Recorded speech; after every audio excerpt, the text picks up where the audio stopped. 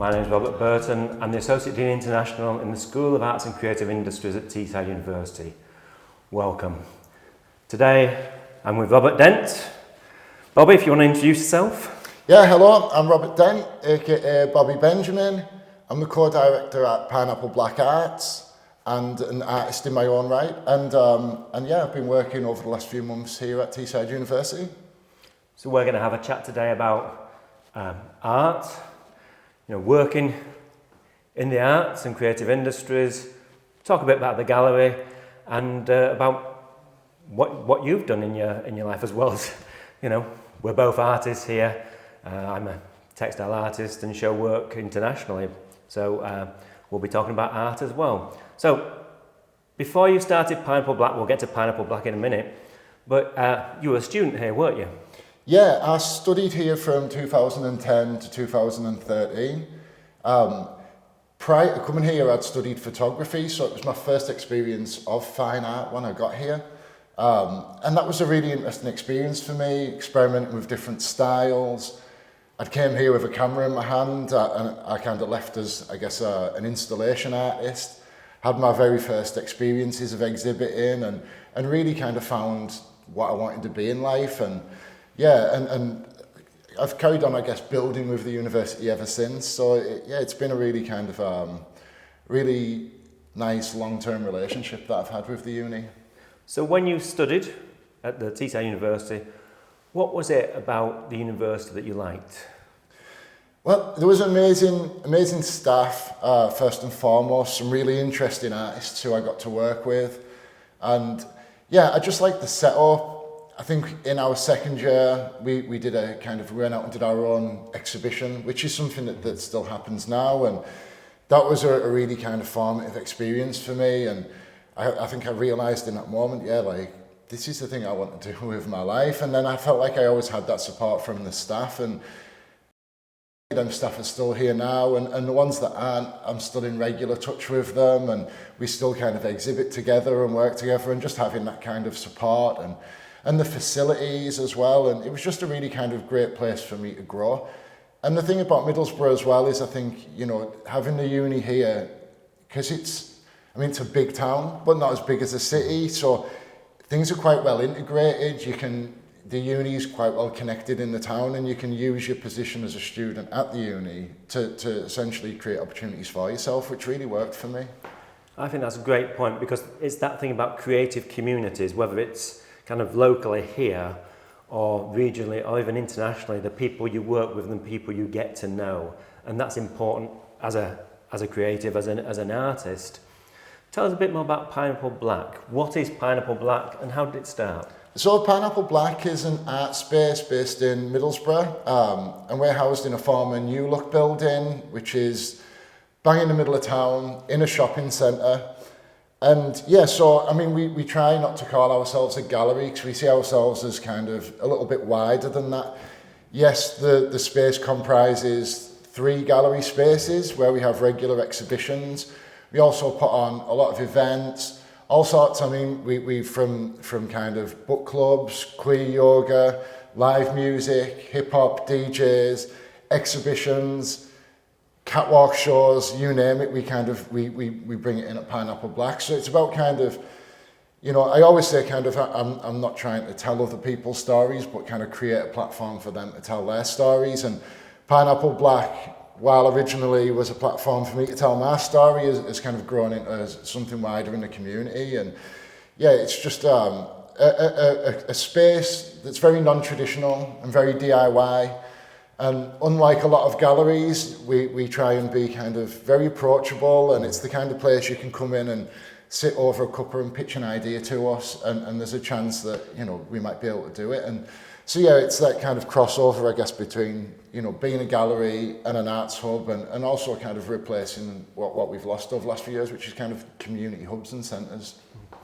I remember being a student and sat around in a cafe, and one of my friend said, let's make a film. Suddenly, a few weeks later, we were in a disused station, all dressed in costumes, everybody doing different things. So, how did Pineapple Black start? Was it in that kind of sat having a coffee saying, oh, let's start an art space? Yeah, it really was that quick. So a few years ago when when I was in my final year at Teesside University, I'd applied to a competition through MEMA to get like a year's rent on a studio. I was successful, and the other guy who was also successful, we ended up putting our money together and getting a studio. So then kind of fast forward a few years, he's came across the space at New Look and gone down his list of, well, who's done anything like this before? And I'd already set up a couple of other galleries, the House of Blah Blah, Dovetail Joints, in the time that I'd left, since I'd left the uni. So he got in touch, and this was kind of, he picked up the phone and said, do you want to open a gallery in the old New Look store? I knew the store and how big it was and all the possibilities, so I kind of said yes in the moment. And that was the Monday, and I think by the Thursday we had the keys and had started decorating. We moved in November, opened to the public in January, and truth be told, when we moved in there, we thought, if we can get a couple of months out of this, do 2 or 3 exhibitions, then great. And here we are kind of 4 years later, still on a 30-day notice, but going strong and with a year's worth of programming ahead of us. Well, I think an interesting thing that you said there was about the previous project, the House of Blah Blah, then became kind of evolved and became Pineapple Black in a new way with new people. So how did that evolution take place, and what did you learn from those previous projects in terms of setting the gallery up, setting the space up, and working as an artist? I learned so much. I mean, I think where I started joining the dots when I did my second year exhibition at the university, and we decided, because at the time we were kind of going against this sort of like white wall aesthetic, and we wanted to do something that kind of spoke more to our friendship groups and the people who we knew who were really creative but didn't go into galleries. So we'd done an exhibition down in the car park, and there was so much kind of red tape and emails we had to send, and we just kind of learnt that process and associated that process with putting on an exhibition. So when we left university, it was like, okay, how do we reapply this in the real world? And we'd identified this building, and it used to be the town's post office, and it's an old kind of grade 2 listed Victorian building, and it had been kind of laid dormant for about 15 years, and it just seemed like this perfect place. And especially when we did some research on the building, it had this rich history, and so we kind of set about using what we'd learnt at university but applying it to the council rather than the kind of the university staff, and sending emails, and we'd rock up at the council offices with a projector under our arm and beam our idea onto the wall, and so we kind of got in there. And what we realised quite fast is that a gallery, doesn't necessarily make a lot of money in Middlesbrough. We weren't really attuned to writing funding bids back then. So we would kind of have an event space that essentially paid for the gallery. We didn't really make a lot of money out of it. So I just kind of learnt how not to do a gallery, I guess, and also how to kind of, access funding and things like that. So I kind of went away and I guess reapplied and figured out what strands I liked from that and which ones I didn't, and how do we kind of put the focus on the arts, but also kind of earn a living. And so I mean, Pineapple Black's a very different setup in that we don't pay rent at Pineapple Black. We take advantage of a scheme called the Rates Relief Scheme, whereby we take over a building free of charge, and the landlord of that building will receive a 80% reduction in their business rates, which is a really great way for kind of, emerging artists to get set up in these spaces. And it just means that you've kind of got that fail-safe of not having to make money every month for the business to survive or to lose your premises. And so I think you're constantly sort of evolving and picking up new things from each project. And Pineapple Black's far from perfect, and I learn something new on each exhibition that I end up applying to the next one.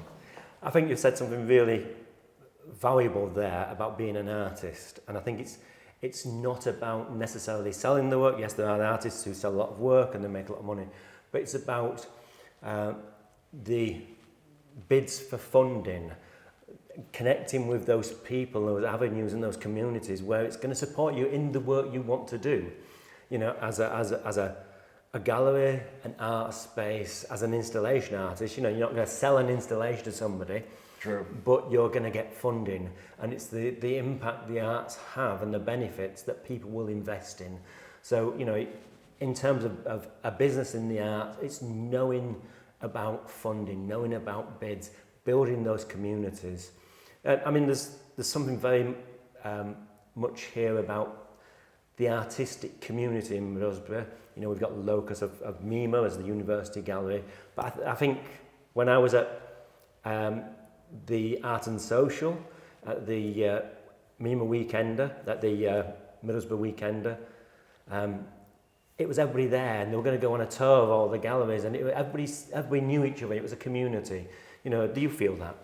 Yeah, absolutely. And I think when I left uni in 2013, the only real options that I saw were kind of get out of Middlesbrough and go to a big city, or kind of just stay here and be applying for shows for the rest of my life. And so much has changed in the kind of last 10 years that staying here and having an artistic career is realistic and tangible. And I think that's down to that kind of scene that kind of really supports each other. And like you said, there's so much to do, kind of from MIMA to Platform A, the Auxiliary, Pineapple Black, the Masham, 2B, and the list goes on, and those are just the kind of permanent spaces. Like there's something, people in Middlesbrough kind of attend exhibitions the way they attend gigs in most towns, and you can guarantee that you're going to see they're going to be safe spaces, and you're going to see the same 30, 40, 50 people who seem to pop up at all events.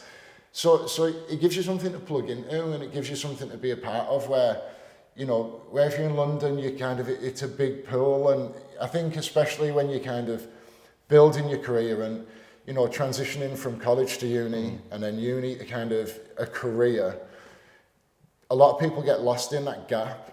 And I've seen it myself, so many talented artists who don't practice anymore and they get lost in that gap. And I think what we have now in Middlesbrough is a structure that means that if you keep practicing and you dedicate yourself to your craft, you don't need to get lost in that gap. There's a pathway that you can follow, and maybe move out of Middlesbrough in 10 years' time when you've built yourself up, but you can build yourself up here as well. You don't have to move away to do that now. What was the moment at Pineapple Black when you thought, wow, this is it, this is a really exciting show, we've done something really good? Was there one show or one kind of experience you thought, this is what we were wanting to build? It's difficult to even pick one.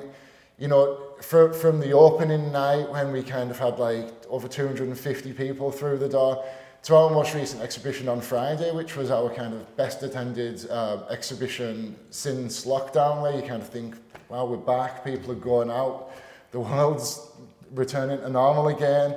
But sometimes I think it's the little moments for us. One of the big things for me is always kind of using the curatorial work I do at the gallery as I guess my own form of activism. And I worked with an artist called Martina Mullaney, who was really kind of focused on ideas of how females are kind of get lost. Female artists will get lost in a way that male artists don't. When you start a family, it's the female who sacrifices their career, and then beyond that, sacrificing things like visiting galleries. And she would tell me stuff about how places like the Tate didn't have a creche, and all these kind of things just kind of blew my mind, because I hadn't looked at it from that point of view. And so we did an exhibition with her that kind of explored some of these things. And during that time, we did a lot of kind of family stuff. So we'd have the messy play on one side of the gallery, so those mums could come in and plonk the kids down and actually go and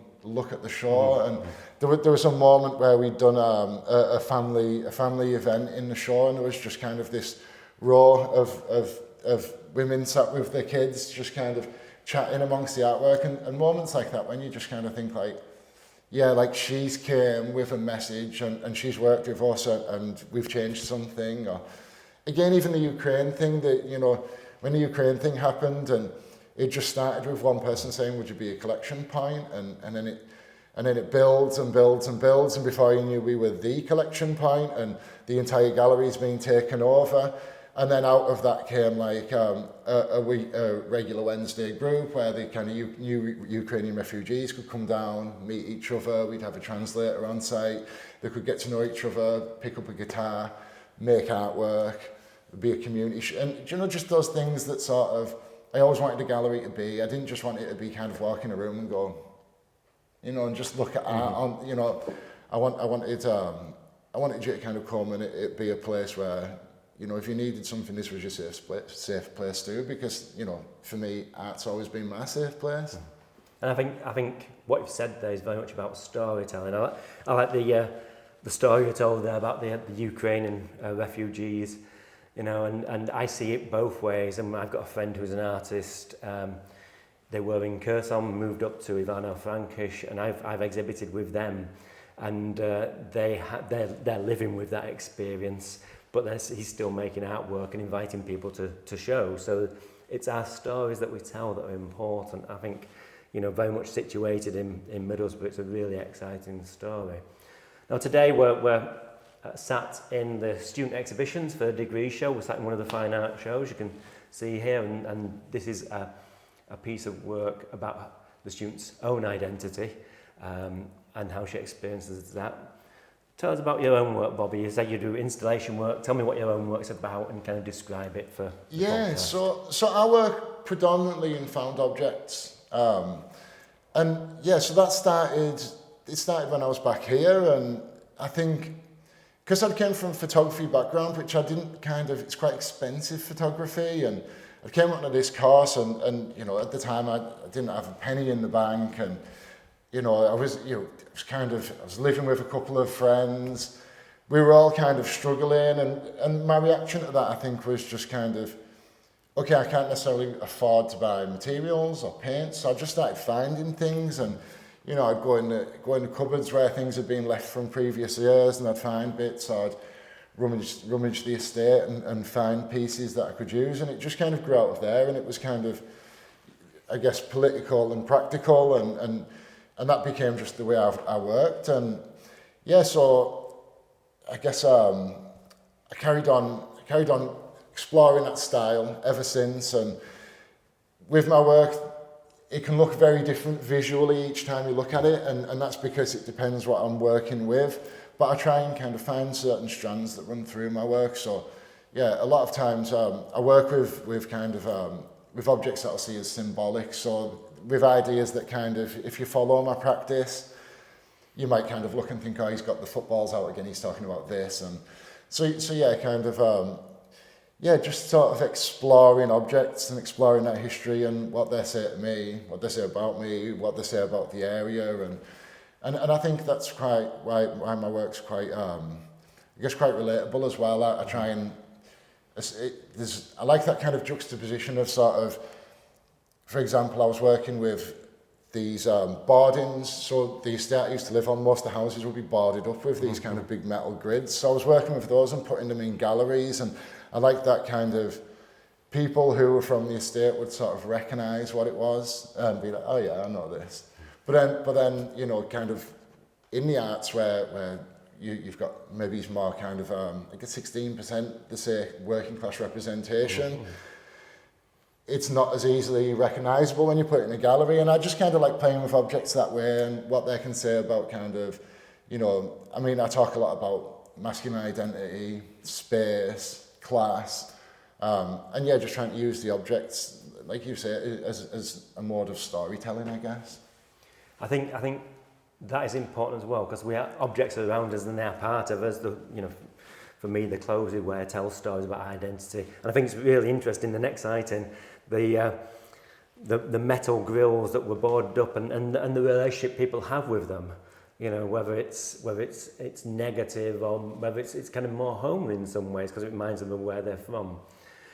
Before we finish our chat today, if you're going to give a student some advice, one piece of advice, or something to support them, what would that be? I'd say really kind of throw yourself into it, dedication. The arts isn't the easiest game to get into. It is a hustle. You do have to work hard. You need to kind of network, and you need to keep active, and all those things that kind of, you know, you would just assume that everybody knows and does. You have to actively do those, you know, be dedicated. There will be times when it's about how long you can hold your breath, but if you hold your breath long enough, like, the opportunities are there, and if you've got a bit of talent and you want it, there's so many different avenues to go into within the arts. We talked earlier, you were saying how it's not just about kind of selling a painting. The arts is big. It's such a big, wide thing, and there's so many different ways that you can be in the arts and that you can be telling your story and making yourself a living. But none of that's going to work without dedication, unless you're kind of constantly learning your craft and improving and practicing and developing. Then the other things won't happen. But those doors are there in a way that they haven't been in the past, especially here with the connections Teesside has with galleries like Mima, with the way Middlesbrough's set up as a kind of creative hub. There's so many opportunities, but again, it starts with that dedication to your craft. Thank you. We've learned a lot about the opportunities today of being an artist and the networks, but also your craft as a practitioner, and you know, that dedication you need to keep going. I like the analogy about holding your breath. Don't hold it too long, but just kind of get there and throw yourself into it. Thank you, Robert. It's been a great conversation. Thank you.